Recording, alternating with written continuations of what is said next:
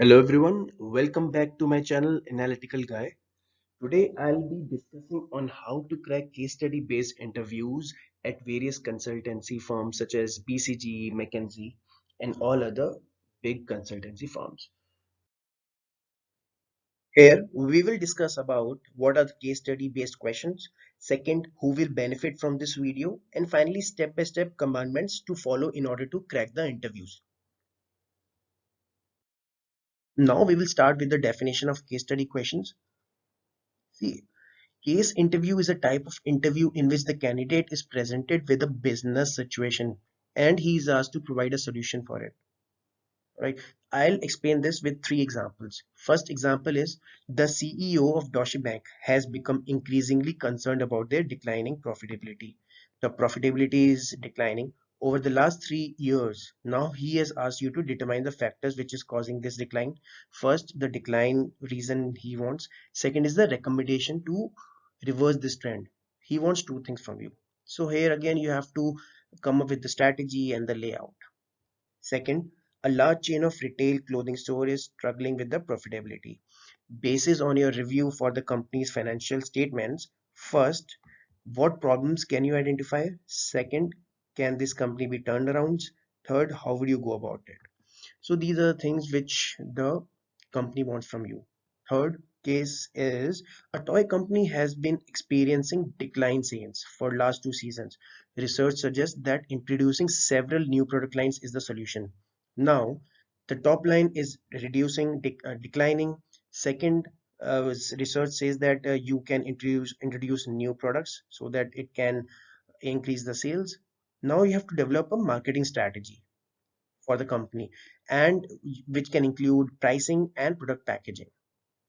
So finally, again, the company wants the strategy from you on how to increase the sales.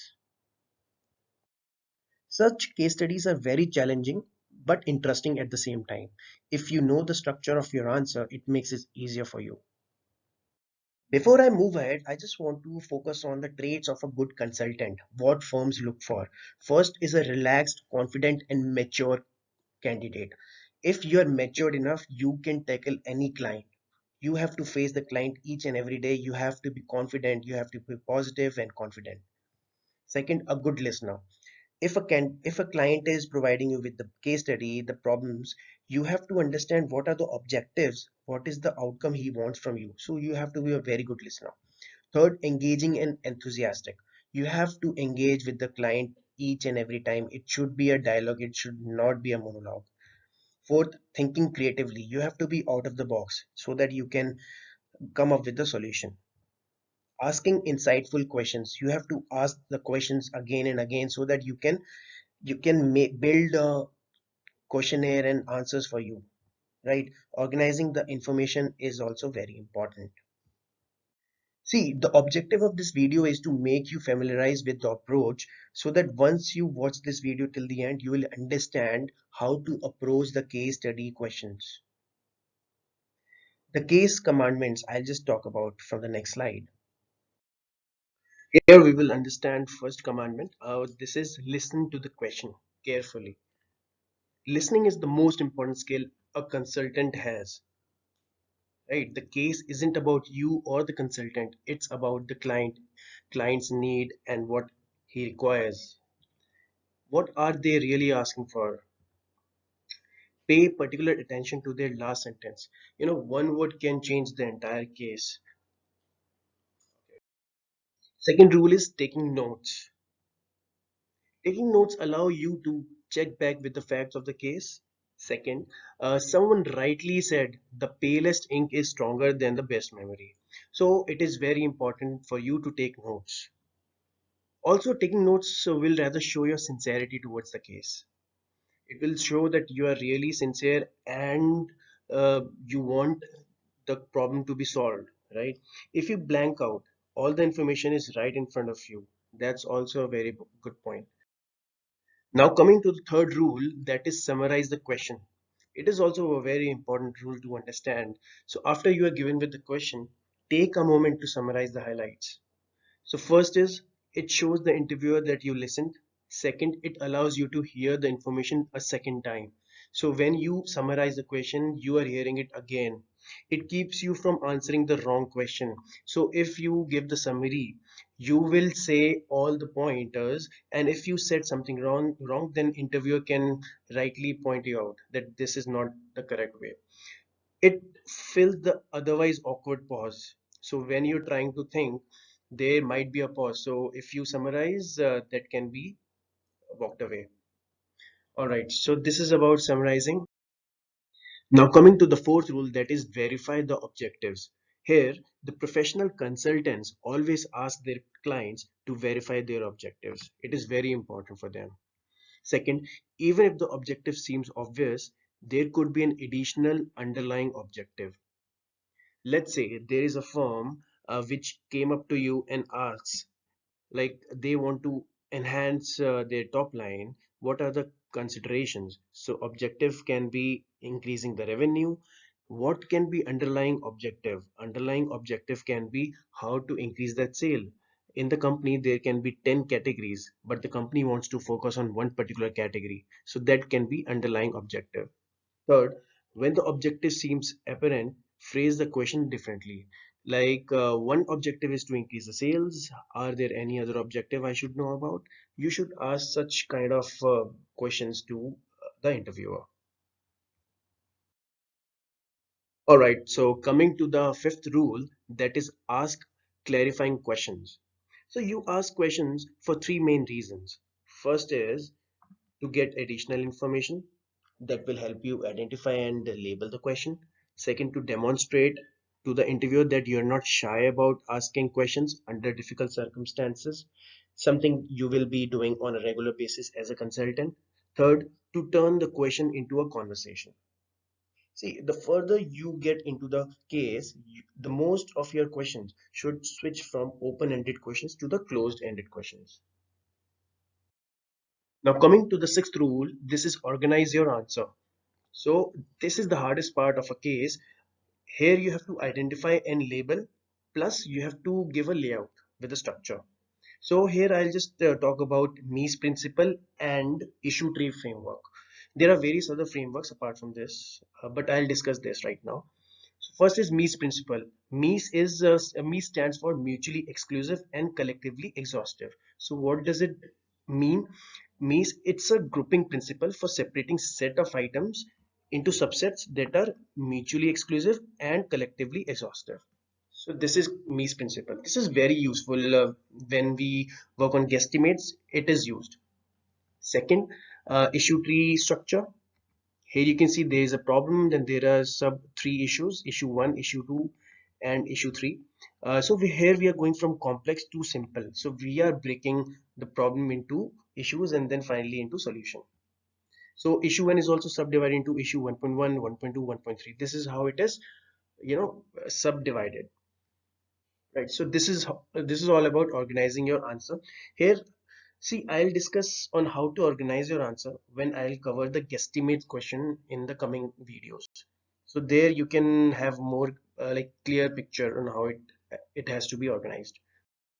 Now we will talk about the seventh rule, that is hold the thought. The interview wants you to think out loud, but also to think before you speak. It is very important for you to think before you speak. Second, if you make a statement that is in a way which is off base in an interview, the recruiter will wonder if he can trust you or not. See, trust is the very important element in you as a consultant. So if he can't trust you, the interview is over, and you can't stand the client. So that is it. So ultimately, you have to think before you speak. This is a golden statement. Coming to the eighth rule, manage your time. This is very important as you will be given maximum 30 or maybe 35 minutes to discuss about the case. So managing your time is important. First, your answer should be as linear as possible. It should not be complicated. Second, answer from macro level and move the answer forward. So the approach should be top to bottom. It's easy to lose your way by going off on a tangent. So you have to focus. Third, stay focused on the original question asked. Finally, don't lose track of question, the objective or the framework. Go back to the original question and objectives during the case if you feel that you have lost. All right, coming to the ninth rule, that is work the numbers. This is very important, guys. If possible, try to work numbers into the problem. It shows that you are very good with numbers. Second, demonstrate that you think quantitatively and you are comfortable with numbers. Third, when you are doing calculations, explain what you're thinking and how you're going to do it. You can take estimations, you can assume things, but you have to mention that to the interviewer.